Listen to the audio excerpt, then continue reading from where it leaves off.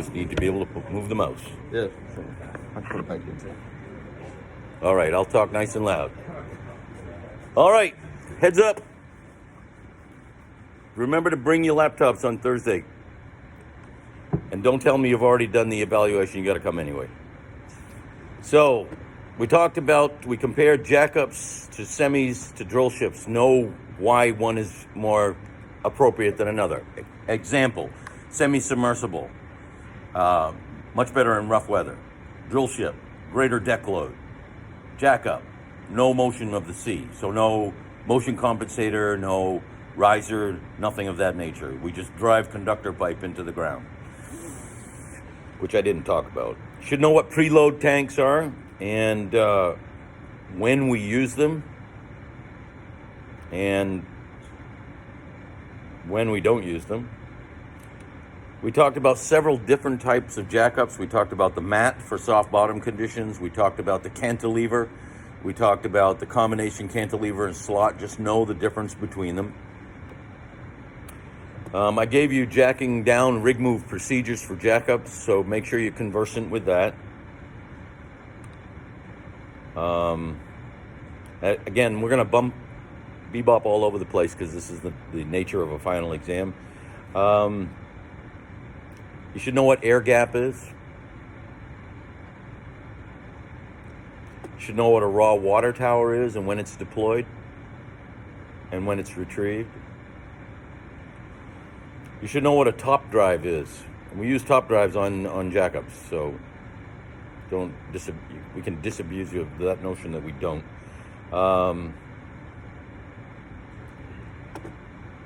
You should know how we get legs out of the mud when we've been on location for a few months.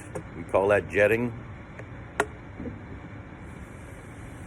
You should know what hanging off in rough weather on a floater is. In other words, I've got rough weather, I'm getting close to the limits on the stroke of the slip joint, and at some point I have to disconnect from the bottom, so make sure you understand what that involves.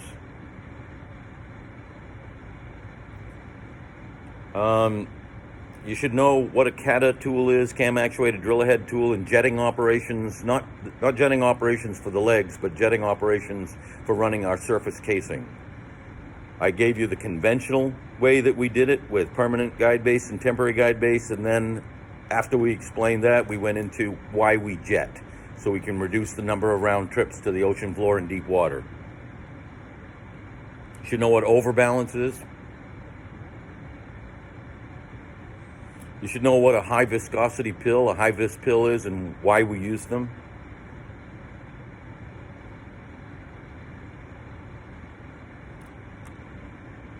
You should know, in conventional drilling, the order of drilling. In other words, we run our temporary guide base, and then we pull back to the surface, and we make up our BHA, etc. So make sure you know what the top end of the casing string is, low pressure wellhead housing, wellhead, and then the shoe at the bottom of the casing string.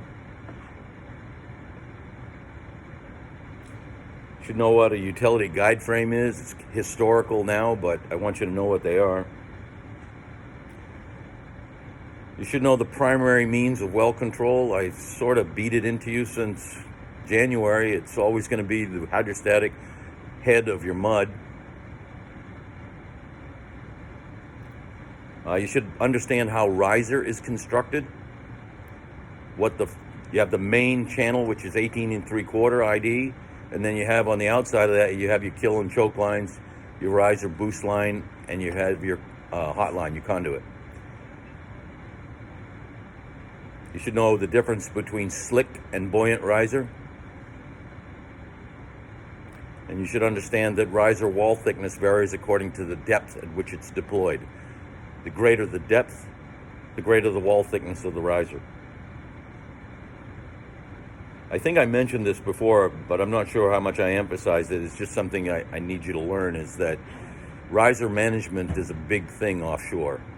Before we ever do anything, we already have our riser profile organized. We know exactly which joint of riser goes where, how many slick joints, how many buoyant joints there are, what their wall thickness is, and we manage that riser actively while the rig is in operation. Bless you. You should know what a swivel is.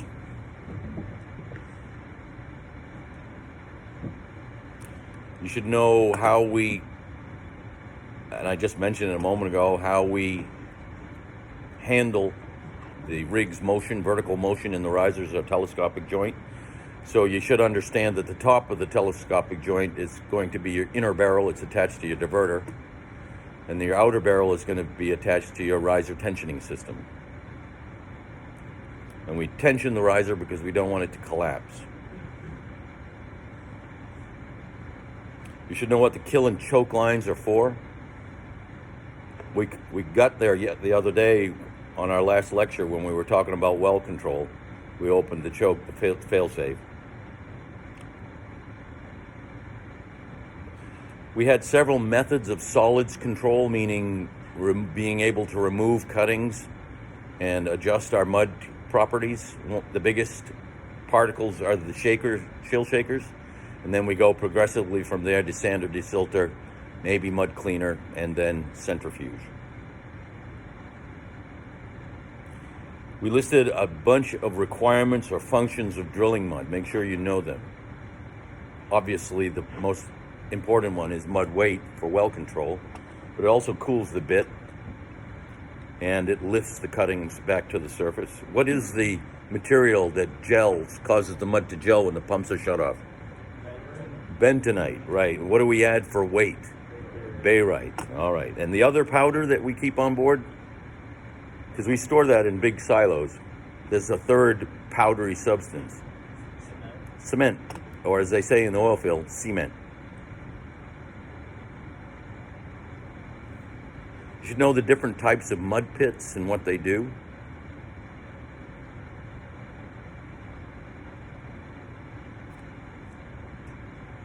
You should understand what the results would be if we did not condition our mud, if we did not clean our mud.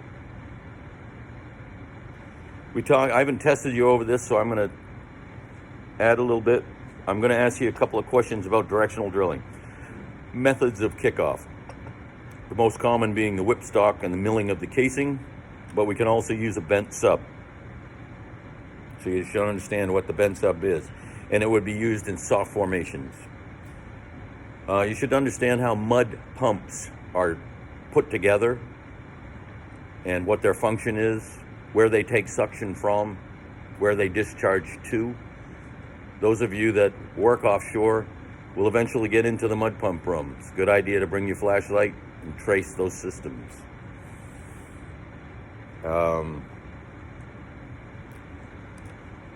You should understand the drillers. The last few slides I showed you the other day were what should the driller do if he's drilling ahead, which means he's on bottom, or if he's tripping in the hole or tripping out of the hole. What should his reaction be?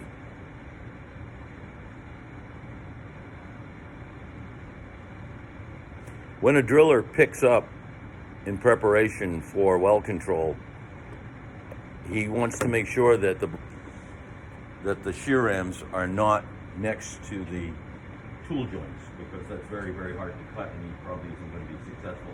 What do we call that action when he does that? Anybody remember? What's that? Space out. Exactly. He's spacing out.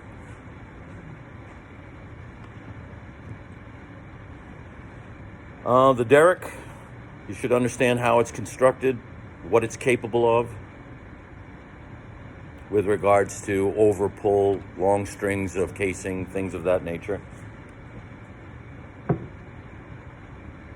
The drawworks, how they're designed, what they do. There's that simple drawing on there with the drawworks on one side and the dead man on the other. So make sure you know what lines are in motion, traveling blocks, crown blocks, and the dead man, which gives us our weight indicator. We talked a little bit about drilling line, how it's put together. We talked about ton miles. Make sure you understand that. That was our extra credit question. Basically, how far did the line move and at what weight was it carrying? And we do that because why?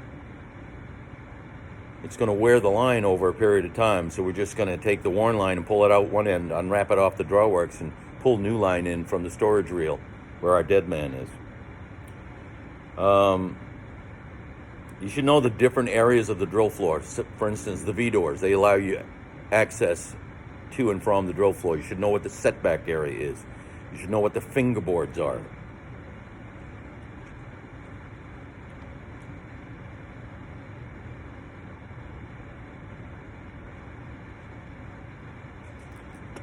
We talked about drill string compensation, which is different from the riser. For the same reasons that we have to allow the telescopic joint to do this, we have to be able to stroke in and out while the bit is on bottom, and we have to maintain a constant weight. So that's why we use a drill string compensator. We can put it in the traveling assembly. We can use Drawworks to do it.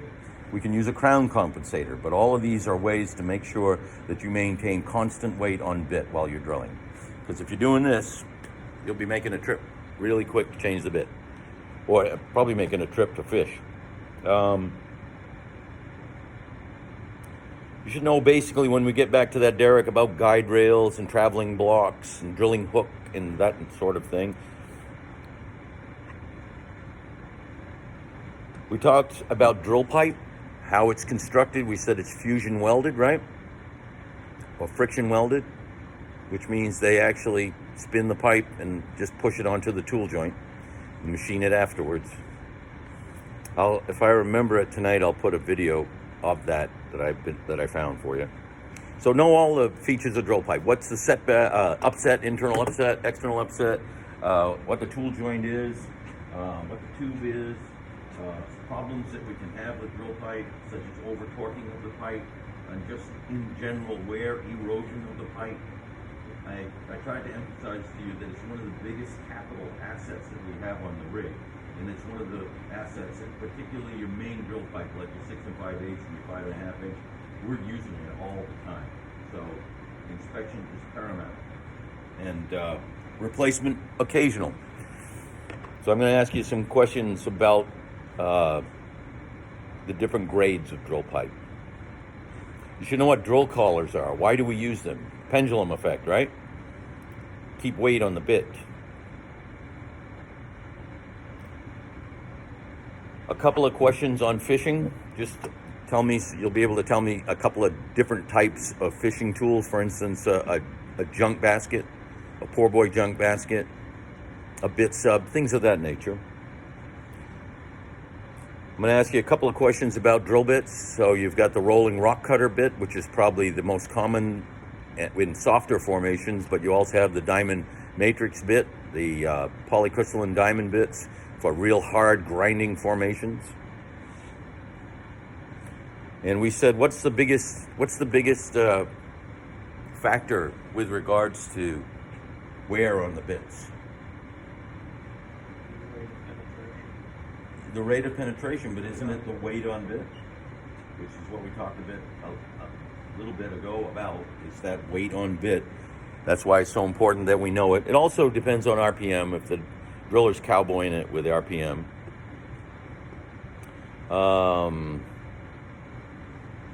You should know what differential sticking is.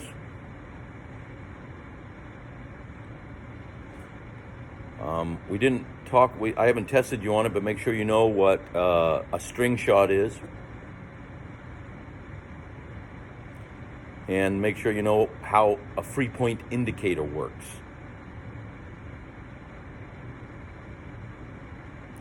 Should be able to tell me why drill collars today have spiral grooves, which goes back, of course, to differential sticking.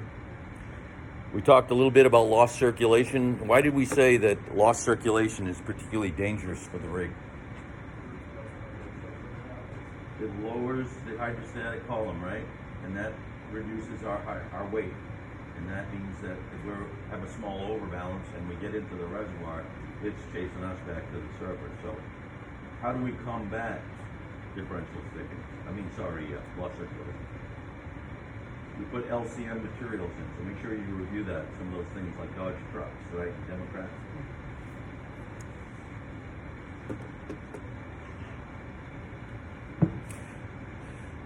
We talked about early signs of a kick. Remember we talked last week about that, how drillers were really good at moving pipe around and doing lots of things on the drill floor, but they weren't quite so good at picking up on early indications. So increase in torque, drag, things like that, cutting size. All things the driller needs to be aware of. So if the driller thinks he has a kick, or the potential for a kick, what should he do? What's that? What? Kill the well. The first thing is, if he's got these early signs, remember the flow check? Stop the pumps, pick up off bottom, go to have the guy in the shaker house tell you if the well is still flowing. Because if the well is flowing with the pump shut off, something is pushing the mud out of the hole. So always remember the importance of a flow check.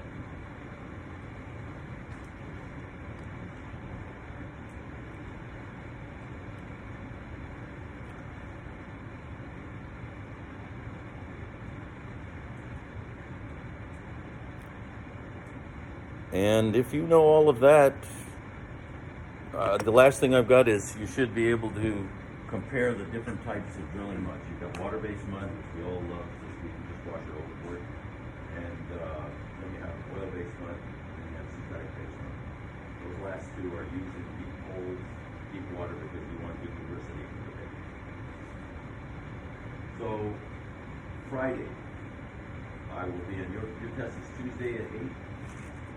It's going to be crowded in ABS on Friday, but I'm going to try to accommodate everybody if you want to come and look at the test, as we have in the past. So I'll be in at 9 o'clock.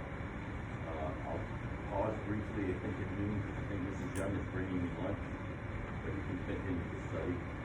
And I'll be leaving around 3. Does that work for you?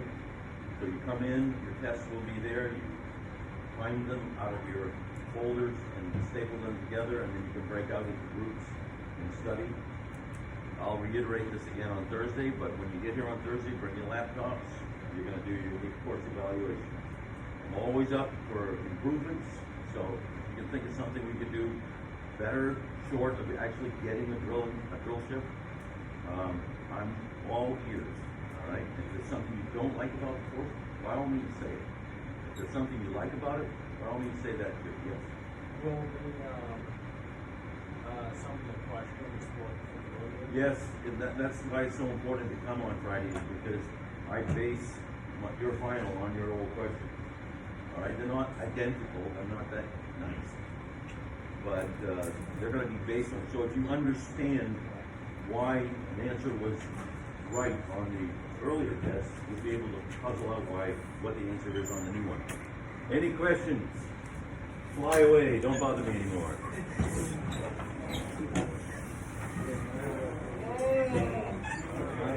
want to go back.